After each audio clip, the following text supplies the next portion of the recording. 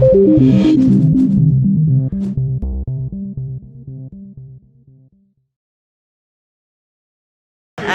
my name is Emma Raz. I'm the Director of Commercial at NumberEight.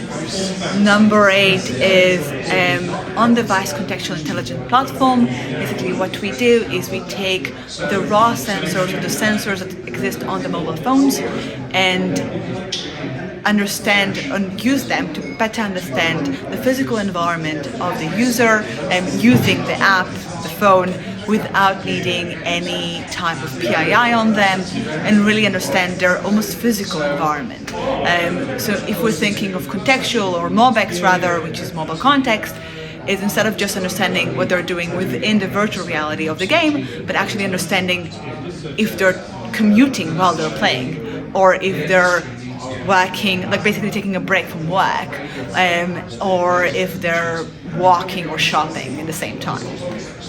And all of that is then packaged further into saying, okay, not only that you're right now commuting, but you're a green commuter because you use public transportation all the time, or you're a frequent breaker because you take breaks and play on your phone constantly, and so on and so forth. So basically a different take of what contextual really is.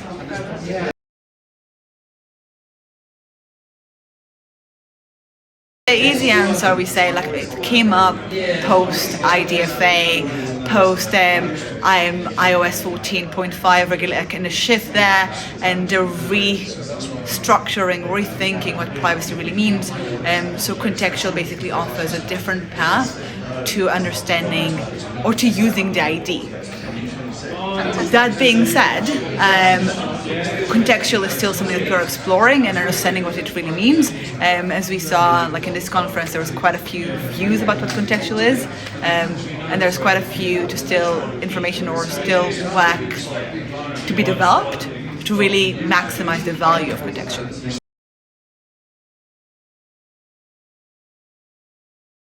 Such a good question. I mean, one of my previous roles actually had to played a lot with design of economies and how economies work.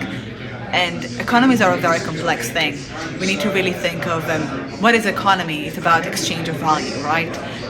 There needs to be that exchange. So when we design economy of a game, that exchange needs to be embedded within it. Someone mentioned it, I think Oscar actually mentioned it earlier, the user flow, or optimizing for the session, how many ads we can show in a session, or how to focus on in-app purchases or not. If you design the economy and think of the user first and put yourself in the player's shoes and really think of how they're going to progress within the game, what they need to do, what will help them move forward, what will stop them from moving forward, what will be of an equal exchange, you're probably onto something. The problem that we often see is if you try, for example, to maximize how many ads people see within the first 15 minutes, you're designing an economy for a very short breath. You're designing an economy that has a very limited amount of content. If you know that you want people to play for months, not years, it's probably not the right fit.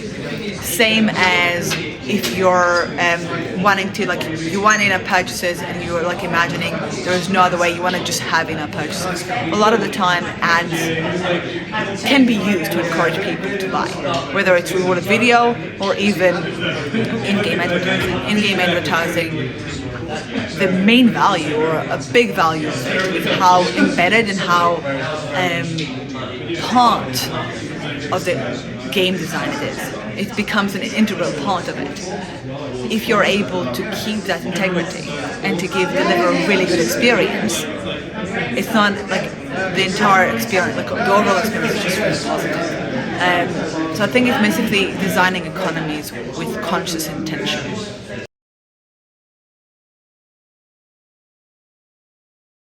I think that in-game advertising is kind of an answer to a need from both the advertising world and the gamers themselves. From the gaming perspective, I mean, I play games daily. I've done it for years because working in the gaming industry, first I needed to, and then I just fell in love. I know from my own experience how daunting it can be to be in an economy that's just designed on bombarding the player. And as Chris mentioned, people first need to be in the game for you to monetize them. So like you can't monetize players that left, and retention is key. If you can't get people to stay, it won't work. From the advertising perspective, also was mentioned in this conference is brands want to go into games, but they haven't been able or been very limited in their ability to compete for things like rewarded video. Why? Because that is almost solely based on performance advertising. Performance advertising is quite difficult to compete with when it's done correctly, and when a lot of it is games on games, and that's where like other games are willing to pay quite a lot.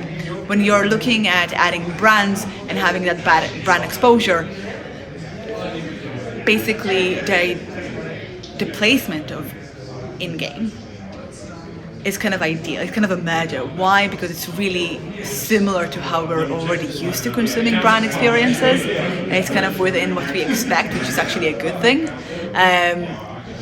It helps to kind of remember and recall because we're already accustomed to it. Second, we as gamers are less also opposed to it. Why? Because we already expect it. It's part of the normal. It's almost like saying, if you watch any Korean Netflix, seeing Subway. Seeing Subway and Korean Netflix show just go hand in hand. Why? Because it's there all the time and you kind of expect it. There's actually a lot of forum debate of why Subway is on every single Korean show. That is kind of like, and you would immediately remember, yeah, Korean Subway.